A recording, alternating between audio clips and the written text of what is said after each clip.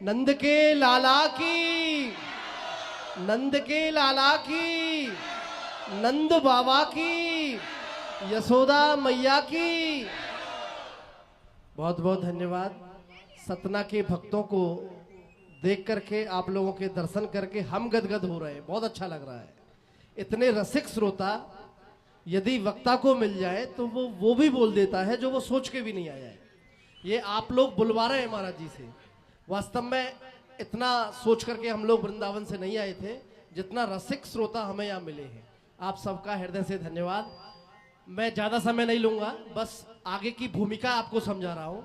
जैसे कल आपने वामन भगवान की झांकी के दर्शन किए थे ना, ऐसे ही आज हमने छोटे से लाला के एक झांकी बनाई है दर्शन कराने के लिए। वसुदेव जी छबड़े में लेकर के भगवान को आएंगे तो अपने, पहले तो कोई खड़ा नहीं होगा, अपने अपने जगह पर बैठे बैठे आप लोग ठाकुर जी के दर्शन करेंगे।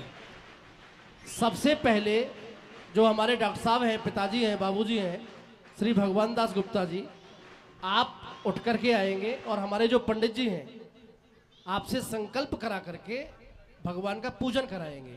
आपको सबसे पहले पूजन करना है। उसके बाद में जो आपके सुपुत्र हैं डॉक्टर समीश गुप्ता जी, आप भी भगवान का पूजन करेंगे, क्योंकि आपके घर पर ये सु अवसर अनंत जन्मों के पुण्य उदय हुए हैं तब आया है। मैं निश्चित कह सकता हूं, भागवत यदि हो, भागवत ऐसे ही नहीं होती है। जब ठाकुर जी की कृपा हो जाती है, बिहारी जी सेलेक्ट कर लेते हैं, राधा रानी अपनी कृपा का वरद हस्त जिसके सर पर रख देती है, वो व्यक्ति भागवत करा पाता है। उसके घर में ये सब दृश्य देखने को मिलते हैं।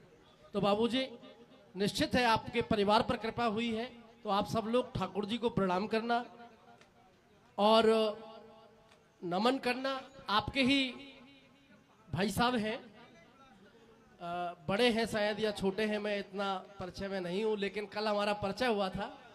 छोटे हैं, अनुज है, तो आपको भी सपत्नीक भगवान का पूजन करना है।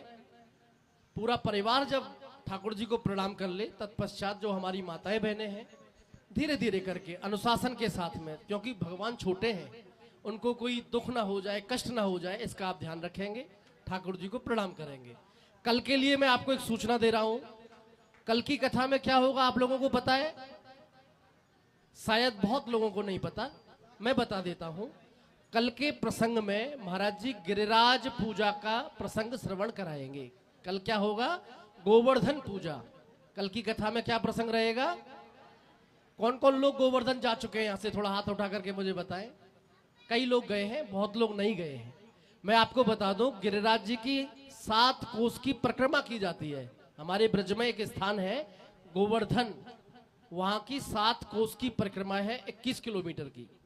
भगवान कृष्ण ने जब इंद्र ने प्रकोप किया था और बारिश बरसाई थी, तो अपनी कनिष्ठ उंगली पर गिरिराज पर्वत को ही धारण किया था और ब्रजवासियों की रक्षा की थी। कल यही कथा महाराज जी के मुखारविंद से हम लोग विस्तृत सुनेंगे। मैं तो कोई विद्वान नहीं हूं, सूचनाएं आपको देता हूं। महाराज जी कितने सुंदर ढंग से रसमय बना करके उस प्रसंगों को सुना रहे हैं। तो कल गिरिराज पूजा होगी। हम अपने यजमान परिवार से कहेंगे, गिरिराज जी के भोग में 56 भोग लगाए जाते हैं, तो कल प्रसाद में चाहे थोड़े थोड़े ही सही 56 भोगों का प्रसाद मिलना चाहिए। कल आपको दर्शन भी होंगे, एक गिरिराज जी की भी हम झांकी दिखाएंगे। अंत में एक सूचना दूंगा, इस कथा को YouTube के द्वारा हम प्रसारित करा रहे हैं, ये लाइव जा रहा है। आप सोचेंगे कि कैसे देखें महाराज जी इस कथा को हम, तो आपको महाराज जी के YouTube चैनल को सब्सक्राइब करना पड़ेगा। आप सोचेंगे कि क्या नाम है उस चैनल का, कैसे सर्च करें, कैसे खोजें? तो अपने मोबाइल में YouTube खोल लेना, और जो हमारे महाराज जी का नाम है, इनका नाम है आचार्य हेमंत कृष्ण जी महाराज। क्या नाम है? आचार्य हेमंत कृष्ण जी महाराज ऑफिशियल। ये आपको लिखना है, सर्च करना है, और जो लाल रंग में सब्सक्राइब बटन होता है उसको क्लिक कर देना है। अच्छी बात है, अच्छे कार्यों का प्रमोशन होना चाहिए। कल महाराज जी कह रहे थे कि बुरी चीजों का कितनी जल्दी प्रमोशन हो जाता है। हम लोग कोई फेसबुक पर, इंस्टाग्राम पर कोई गलत चीज देख लें, बहुत जल्दी शेयर कर देते हैं। लेकिन अच्छे भगवान के नाम को, भगवान की कथाओं को यदि हम लोग आगे पहुंचाने में सहयोग देते हैं तो ये अनंत पुण्य का कार्य है। यदि आपके घर में कोई अच्छी चीज सुनाई दे, अच्छी चीज देखी जाए तो आपके बच्चों पर प्रभाव पड़ता है।